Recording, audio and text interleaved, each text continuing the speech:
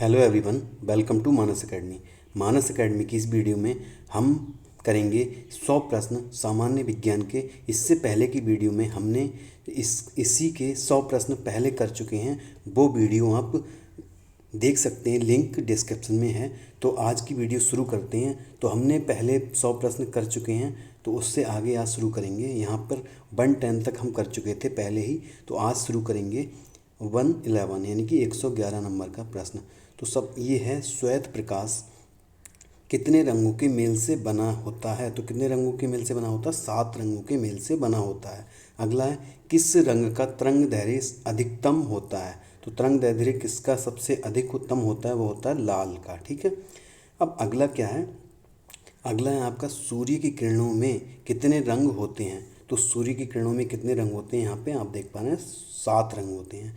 अब अगला है, यदि वायुमंडल ना हो तो पृथ्वी से आकाश किस रंग का दिखाई देगा? तो जैसा कि आप देख पा रहे हैं यहाँ पे काला दिखाई देगा। ठीक है। अब आगे चलते हैं। अगला है, फोटोग्राफिक कैमरे का कौन सा भाग आँख की रेटिना की तरह कार्य करता है? तो कौन करता है? यहाँ पे जैसा कि आप देख पा रहे हैं, फिल्म। ठीक है।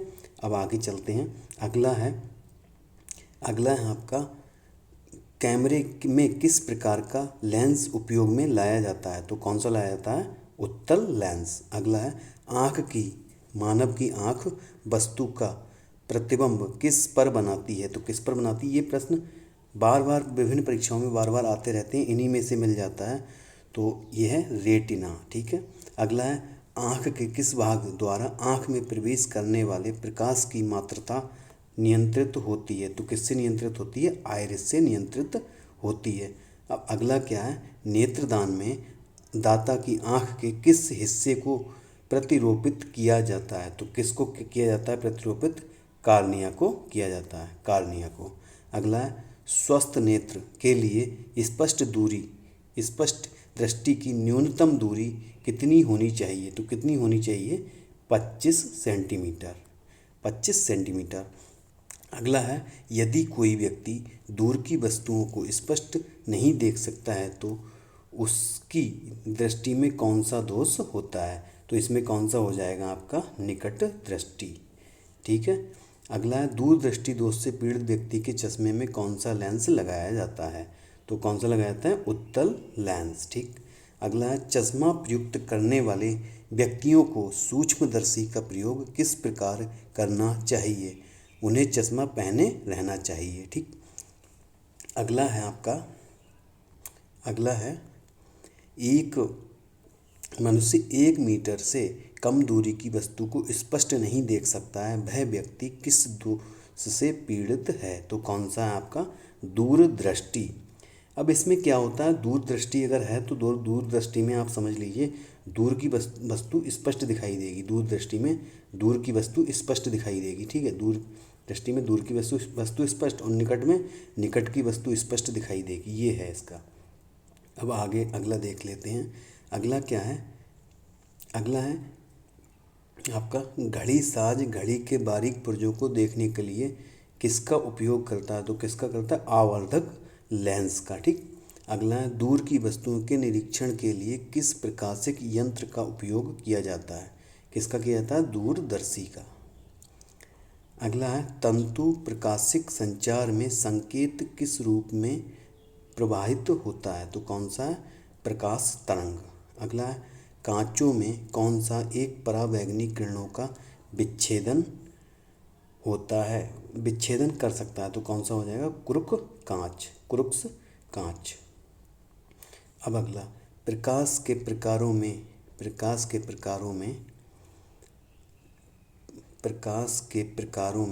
किनका पौधा द्वारा तीव्र अवशोषण होता है? किसका होता है? नीला और लाल का। अगला है, जब प्रकाश की तरंगें वायु से कांच में होकर गुजरती हैं तब कौन से परवर्ती प्रभावित होते हैं? तो कौन सा? केवल तरंगदैर्घ्य तथा वेग। ठीक। अगला, निकट दृष्टि दोष दूर करने के लिए कौन सा लेंस प्रयोग में लाया था? तो कौन सा? कॉनकेव यानी कि नतोदर। अगला, अवतल लेंस हमेशा किस प्रकार का प्रतिबिंब बनाता है? तो कौन सा बनाता है? आभासी प्रतिबिंब। अगला है, संचार में प्रयुक्त फाइबर ऑप्टिक केबल किस सिद्धांत पर कार्य करता है? तो कौन सा है? प्रकाश के पूर्ण आंतरिक परावर्तन पर। ठीक है। अगला है श्वेत प्रकाश को नली में कैसे पैदा किया जाता है? कैसा पैदा करते हैं? तो तंतु को गर्म करके। ठीक है। अगला है प्रकाश की गति किसके बीच से जाते हुए न्यूनतम होती है? तो किसके बीच से? कांच के बीच से। ठीक है। अगला है किस तिथि को दोपहर को आपकी छाया सबसे छोटी होती है? तो कौन सी? 21 जून को। ठीक है। अगला फोटोन किसकी मूलभूत यूनिट या मात्रा है? तो किसकी है? प्रकाश की। ठीक है। विकिरण की कण प्रकृति की पुष्टि किससे की जाती है? किससे की जाती है? प्रकाश वैद्युत प्रभाव से। अब आगे चलते हैं। अगला क्या है? और इस चैनल को सब्सक्राइब कर लीजिए ऐसे ही वीडियोस पाने के लिए। और वीडियो पसंद आ रही हो तो चैनल को वीडियो को लाइक करते चलें। अगला है अबिंदुकता का दोष दूर करने के लिए किस लेंस का प्रयोग किया जाता है? तो कौन सा होता है? सिलेंडरी लेंस, यानी सिलेंडरी लेंस। ठीक है। अगला है प्रत्यावर्ती धारा को दिष्ट धारा में किसके द्वारा बदला जाता है? तो कौन सा है? रेक्टिफायर। कौन सा है? रेक्टिफायर। अगला है बिजली के बल्ब का फिलामेंट किस तत्व से बना होता है? तो कौन सा? टंगस्टन। अगला है ट्यूबलाइट में व्यय ऊर्जा का लगभग कितना भाग प्रकाश में परिवर्तित हो जाता है? कौन सा? कितना हो जाता है? 60 से 70%। अगला क्या है आपका? तड़ित चालक का आविष्कार किसने किया? तो किसने किया है? जैसा कि आप यहाँ पे देख पा रहे हैं, बेंजामिन फ्रैंकलिन ने। अगला है मानव शरीर के विद्युत प्रतिरोध के परिणाम की कोटि क्या है? तो क्या है? 10⁶ ओम। 10⁶ ओम। अगला है आपका विद्युत उत्पन्न करने के लिए कौन सी धातु का उपयोग होता है? तो कौन सा होता है? यूरेनियम का। कौन सा होता है? यूरेनियम का। ठीक है। अब आगे चलते हैं। एकीकृत परिपथ में प्रयुक्त अर्धचालक चिप किसकी बनी होती है? किसकी बनी होती है? आपकी सिलिकॉन की बनी होती है। ठीक है। और सिलिकॉन वैली कहाँ पर है भारत की? तो कहाँ है? बेंगलोर में। बेंगलोर। ठीक है। ये हो जाएगा। ठीक। आगे चलते हैं। यदि किसी प्रारूपी पदार्थ का वैद्युत प्रतिरोध गिरकर शून्य हो जाता है तो उस पदार्थ को क्या कहते हैं? तो क्या कहते हैं? अर्धचालक कहते हैं। ठीक है। अर्धचालक कहते हैं। ठीक। अर्धचालक कहते हैं। अगला क्या है? स्थिर वैद्युत अवक्षेपित्र का प्रयोग किसे नियंत्रित करने के लिए किया जाता है? तो किसको करता है? वायु प्रदूषक के लिए। ठीक है। अगला है लौह चुंबकीय पदार्थों के भीतर परमाणुओं के असंख्य अति सूक्ष्म संरचनाओं को क्या कहा जाता है? तो क्या कहा जाता है? डोमेन। अगला है मुक्त रूप से निलंबित चुंबकीय सुई किस दिशा में लटकती है? तो किस दिशा में लटकती है? उत्तर दक्षिण दिशा में लटकती है। ठीक है। उत्तर दक्षिण दिशा में लटकती है। अब आगे चलते हैं। अगला है विद्युत चुंबकीय प्रेरण के नियमों का उपयोग किसको बनाने में उपयोग किया गया है? तो किसको बनाने में? जनित्र को बनाने में। पृथ्वी एक बहुत बड़ा चुंबक है। इसका चुंबकीय क्षेत्र किस दिशा में विस्तृत होता है? तो किस दिशा में विस्तृत होता है? आपका दक्षिण उत्तर की तरफ, दक्षिण से उत्तर की तरफ। ठीक है। अगला जिस तत्व में परमाणु में 2 प्रोटॉन 2 न्यूट्रॉन और 2 इलेक्ट्रॉन, उस तत्व का द्रव्यमान संख्या कितना होता है? ठीक है। तो कितना होगा? 4। अगला पृथ्वी की आयु का निर्धारण किस विधि से किया जाता है? किस विधि से किया जाता है? यूरेनियम विधि से किया जाता है। ठीक है। यूरेनियम विधि से किया जाता है। अगला क्या है? नाभिकीय रिएक्टर में भारी जल यानी कि D2O का प्रयोग किस रूप में किया जाता है? तो किस रूप में किया जाता है? मंदक के रूप में किया जाता है। अगला क्या है? कूलिज नलिका का प्रयोग क्या उत्पन्न करने के लिए किया जाता है? तो क्या उत्पन्न करने के लिए किया जाता है? एक्स किरणें। ठीक है। अगला है आपका परमाणु बम में विस्फोट में भारी मात्रा में ऊर्जा किसके कारण निकलती है? तो किसके कारण निकलती है? द्रव्य का ऊर्जा परिवर्तन। ठीक है, अब आगे देखते हैं। अगला है सेमीकंडक्टर में उसके प्रयोग के आधार पर अशुद्धियाँ किस लिए मिलाई जाती हैं? तो किस लिए मिलाई जाती हैं? उसकी विद्युत चालकता बढ़ाने के लिए। ठीक है, उसकी विद्युत चालकता बढ़ाने के लिए।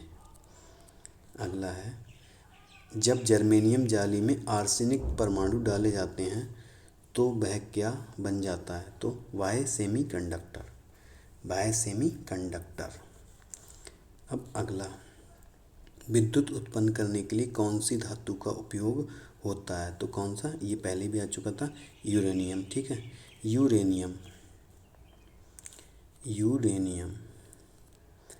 अगला है, कृष्ण छिद्र यानी कि ब्लैक होल सिद्धांत को किसने प्रतिपादित किया था? तो किसने किया था? एस चंद्रशेखर ने, एस चंद्रशेखर ने। अगला है, नोबेल पुरस्कार अल्फ्रेड नोबेल के नाम से शुरू हुआ, जिन्होंने किसकी खोज की थी? किसकी की थी? डायनामाइट की। इस सदी में हवाई जहाज का आविष्कार किसने? राइट ब्रदर्स ने। ठीक, राइट ब्रदर्स ने। अगला, इलेक्ट्रॉन सूक्ष्मदर्शी का आविष्कार किसने किया था? इलेक्ट्रॉन सूक्ष्मदर्शी का किसने किया था आविष्कार? नोल और रुस्का ने किया था, नोल और रुस्का ने किया था। ठीक है, अगला क्या है आपका? मेडिकल डॉक्टर्स व्यवसायकों द्वारा किस उपकरण का उपयोग किया जाता है? तो क्या है? स्टेथोस्कोप, जो कि गले में टंगा रहता है। ठीक है, अगला है आपका, महासागर में डूबी हुई, महासागर में डूबी हुई वस्तुओं की स्थिति जानने के लिए इसका प्रयोग किया जाता है? तो किसका किया जाता है? सोनार का। ठीक है, सोनार का। सोनार की अगर फुल फॉर्म की बात की जाए तो कौन क्या होता है? Sound, sound and navigation ranging. ठीक है, ये होता है सोनार का फुल फॉर्म। अगला है, सूर्य की किरणों की तीव्रता मापने वाले यंत्र को क्या कहते हैं? तो क्या कहते हैं? हाइग्रोमीटर। ठीक है, अगला है, एक उड़ते हुए चक्के की प्रति सेकंड घूर्णन किससे मापी जाती है? तो क्या होता है? स्ट्रेबोस्कोप। ठीक है, अगला है, कौन सा उपकरण चिकित्सकों द्वारा इस्तेमाल किया जाता है? तो क्या किया जाता है आपका? Stethoscope, stethoscope. ठीक है, अगला, चंद्रा एक्सरे दूरबीन का नाम किस वैज्ञानिक के नाम पर रखा गया? तो किस पे रखा गया था? एस चंद्रशेखर के नाम पर रखा गया था। अगला है, साइक्लोट्रॉन किसको त्वरित करने के लिए प्रयुक्त किया जाता है? तो किसको किया जाता है आपका? परमाणु के लिए किया जाता है। ठीक है, परमाणु के लिए किया जाता है यहाँ पे, परमाणु। ठीक, अब आगे देखते हैं। अगला क्या? पायरोमीटर, पायरोमीटर किसके मापन के प्रयोग में लाया जाता है? तो किसके लाया जाता है? उच्च तापमान के। ठीक, आप स्क्रीनशॉट भी ले सकते हैं। अगला है, कूलिज नलिका का प्रयोग, कूलिज नलिका का प्रयोग क्या उत्पन्न करने के लिए किया जाता है? तो एक्स किरणें। ये दोबारा आ गया फिर से। आगे देखते हैं। वीडियो को ज़्यादा से ज़्यादा शेयर करें और वीडियो को लाइक करें। ठीक है, अगला, इलेक्ट्रॉनिक कंप्यूटर का आविष्कार किसने किया था? तो किसने किया था? एकर्ट एवं मास्ली ने किया था। ठीक है, आगे देखते हैं। अब आया रसायन विज्ञान। तो रसायन विज्ञान के हम ज़्यादा प्रश्न नहीं करेंगे, 20 करेंगे, बाकी अगली क्लास में लेंगे हम। तो क्या है, अब यहाँ से शुरू कर लेते हैं। 20 प्रश्न लेंगे केवल इसके, बाकी अगली क्लास में मिलेंगे आपको। तो क्या है, कौन सा पदार्थ प्रकृति में 3 अवस्थाओं में पाया जाता है? तो क्या पाया जाता है? H2O, जो कि जल।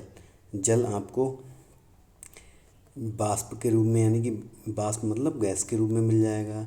बर्फ़ को देखोगे तो बर्फ़ क्या ठोस होता है, ठोस के रूप में। और पानी जो आप पीते हो वो द्रव्य, यानी तीनों अवस्थाओं में मिल जाएगा। अगला क्या है, विश्व का प्रत्येक पदार्थ अत्यंत सूक्ष्म कणों से मिलकर बना है, यह सर्वप्रथम किसने कहा था? तो किसने कहा था? कण समान संख्या में स्थित होते हैं। तो कौन होते हैं? इलेक्ट्रॉन और प्रोटॉन। ठीक है, इलेक्ट्रॉन और प्रोटॉन। आगे चलते हैं। अगला है सबसे पहले इलेक्ट्रॉन, पहला परमाणु में कौन से मूल कण समान संख्या में स्थित होते हैं, तो कौन से होते हैं, इलेक्ट्रॉन, ये हो गया। अगला सबसे पहले इलेक्ट्रॉन के आवेश का सफलतापूर्वक निर्धारण किसने किया था, तो किसने किया था, मिलिकन ने किया था। ठीक है, मिलिकन ने किया था। अगला रदरफोर्ड के प्रकीर्णन परीक्षण ने किनकी मौजूदगी को सिद्ध किया था, तो किसको सिद्ध किया था, परमाणु में न्यूक्लियस को। अगला है इलेक्ट्रॉन के तरंग प्रकृति की खोज में सर्वप्रथम किसने की थी, तो किसने की थी, डी ब्रोगली ने की थी। ठीक है, डी ब्रोगली। अब अगला क्या है, डाल्टन के परमाणु सिद्धांत के अनुसार कौन सा सबसे छोटा कण स्वतंत्र रूप से रह सकता है, तो कौन सा रह सकता है, आपका परमाणु रह सकता है। अगला, किस न्यूक्लियर कण में कोई द्रव्यमान और कोई आवेश नहीं होता है, तो किंतु प्रचक्रण होता है, तो ये क्या हो जाएगा आपका, न्यूट्रिनो। ठीक है। अगला, ये हो चुका है पहले ही। अगला देखते हैं, आणविक कक्षा का अभिविन्यास किससे नियंत्रित होता है, तो किससे होता है, चुंबकीय क्वांटम संख्या से।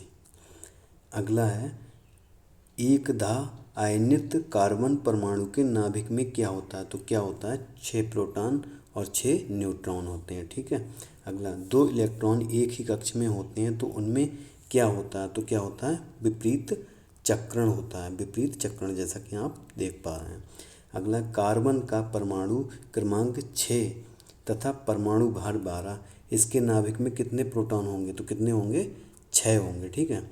आगे चलते हैं, अल्फ़ा और बीटा किरणों की खोज किसने की, तो किसने की थी, रदरफोर्ड ने की थी। ठीक है। अगला, नाभिक से निकलने वाले विकिरणों में किसकी वेधन क्षमता सर्वाधिक होती है, तो किसकी, गामा किरणों की सर्वाधिक होती है। ठीक है, सर्वाधिक होती है। अगला है, समस्त रेडियो सक्रिय पदार्थ क्षय होने के पश्चात किसमें अंतिम रूप में बदल जाते हैं, तो किसमें बदलते हैं, सीसा में बदल जाते हैं। ठीक है। अगला है, किस रेडियो एक्टिव तत्व का नाम उसके खोजकर्ता के नाम पर रखा गया था, तो किस पे, पोलोनियम के नाम पे रखा गया था। अगला, यूरेनियम विखंड की सतत प्रक्रिया को जारी रखने के लिए किस कण की जरूरत होती है, तो क्या है, न्यूट्रॉन। अगला है आपका, किसी तत्व के समस्थानिकों के बीच अंतर किनकी भिन्न संख्या की उपस्थिति के कारण होता है, तो किसका होता है, भिन्न संख्या की उपस्थिति के कारण, न्यूट्रॉन। ठीक है, न्यूट्रॉन। अगला है आपका, चट्टानों की आयु ज्ञात करने के लिए रेडियो एक्टिव आयु अंकन में किस समस्थानिक का उपयोग किया जाता है, तो यूरेनियम का। अगला है, रक्त कैंसर यानी कि ल्यूकेमिया को नियंत्रित करने के लिए उपयोग किया जाने वाला रेडियो आइसोटोप कौन सा, तो कोबाल्ट 60। अगला है, विद्युत धनात्मक तत्वों से संयोग करने की क्रिया को क्या कहा जाता है, तो क्या कहा जाता है, अवकरण। ठीक है। अगला है, कौन सा पदार्थ ऑक्सीकारक तथा अपकारक दोनों की तरह प्रयुक्त होता है, तो क्या होता है आपका, सोडियम नाइट्राइट। अगला है, ऑक्सीजन की +2 ऑक्सीकरण अवस्था वाला यौगिक कौन सा है, तो कौन सा, F2O। तो दोस्तों, ये थी आपकी 500 अति महत्वपूर्ण सामान्य विज्ञान के प्रश्नों की सीरीज की दूसरा पार्ट। पहला पार्ट आप देखना चाहते हैं तो वीडियो का लिंक डिस्क्रिप्शन में जाकर देख सकते हैं। आज की क्लास को यहीं सीमित करते हैं। धन्यवाद। जय हिंद।